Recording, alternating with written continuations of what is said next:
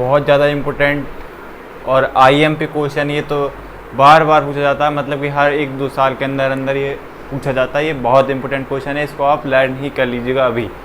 तो difference between resistant and specific resistance, दोनों के बीच का डिफरेंस ही बहुत ज़्यादा इंपॉर्टेंट है, इसलिए मैं इसे अलग से करा रहा हूँ। Difference between resistance and specific resistance होता क्या है।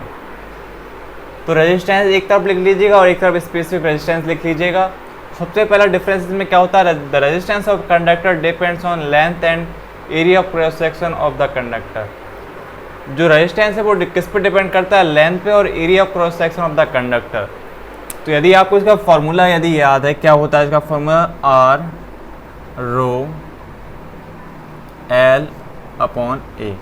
तो जो रेजिस्टेंस है हमारा वो किस पर डिपेंड करता है, उसकी लेंथ पर और उसके एरिया पर डिपेंड करता है। ये हमारा पहला पॉइंट क्या है कि रेजिस्टेंस किस पर डिपेंड करेगा, उसकी लेंथ पर डिपेंड करेगा, उसके एरिया पर डिपेंड करेगा। आपको पता है कि हर रेजिस्टेंस की जितनी ज़्यादा लेंथ जितनी ज़्यादा एक वायर की लेंथ उतना उसमें रेजिस्टेंस, जितना ज़्यादा लेंथ उतना उसमें वायर में रेजिस्टेंस। और यदि एरिया घटता है, एरिया कम रेजिस्टेंस ज़्यादा, और यदि एरिया ज़्यादा रेजिस्टेंस कम। वही तो एग्जांपल दिया था कि जो मोटी वायर होती है उसका रेजिस्टेंस कम होता है, पतली वायर होती है उसमें रेजिस्टेंस ज़्यादा होता है। तो वही है कि रेजिस्टेंस हमारा वो लेंथ पर डिपेंड करता है, उसके area of cross section. Area of cross section से यहाँ पर मतलब है, यदि मान लो आप कोई सिलेंडर, आपने कोई पाइप है आपके पास, तो पाइप का जो एरिया होता है इस तरह का वो गोल, उसको ही बोलते हैं area of cross section.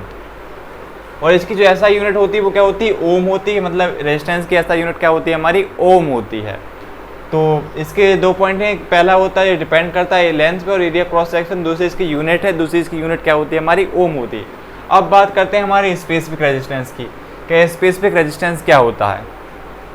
The specific resistance इस कांस्टेंट, मतलब जो स्पेसिफिक रेजिस्टेंस होता है वो कांस्टेंट होता है। यदि आपने पिछली वीडियो देखी रेजिस्टिविटी और मैंने रेजिस्टेंस और स्पेसिफिक रेजिस्टेंस दोनों पढ़ाए थे, उसमें कि जो रेजिस्टिविटी होती है हर मटेरियल के लिए कांस्टेंट, मतलब कि यदि सिल्वर की अलग होगी, कॉपर, एल्युमिनियम, मतलब ये सारी मेटल हैं, इनकी रेजिस्टिविटी अपनी अपनी अलग अलग रेजिस्टिविटी है हर मेटल की।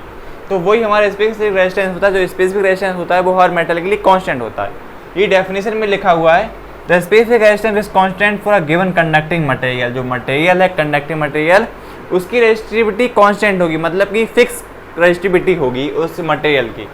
इट इज़ इंडिपेंडेंट, यह इंडिपेंडेंट मतलब कि ये डिपेंड नहीं करता किस पे, length and area cross section of the conductor. मतलब ना तो ये लेंथ पर डिपेंड करता, ना ही ए पर डिपेंड करता। इसकी जो रेजिस्टिविटी होती है मटेरियल की वो फिक्स होती है, उसमें कोई चेंज नहीं होता, वो हमारा स्पेसिफिक रेजिस्टेंस होता है। और इसकी ऐसा यूनिट क्या होती है, ओम मीटर होती है। इसकी ऐसा यूनिट क्या होती है हमारी, ओम मीटर होती है।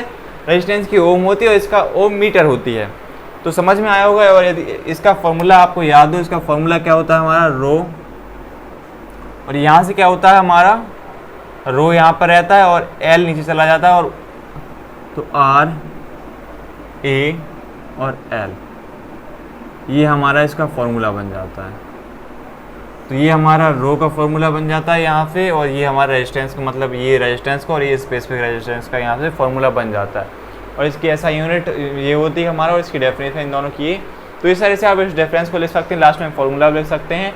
फॉर्मूला यदि आप चाहें इसको यहाँ पर लिखें और इसको आप यहाँ पर लिखें तो और अच्छा लगेगा।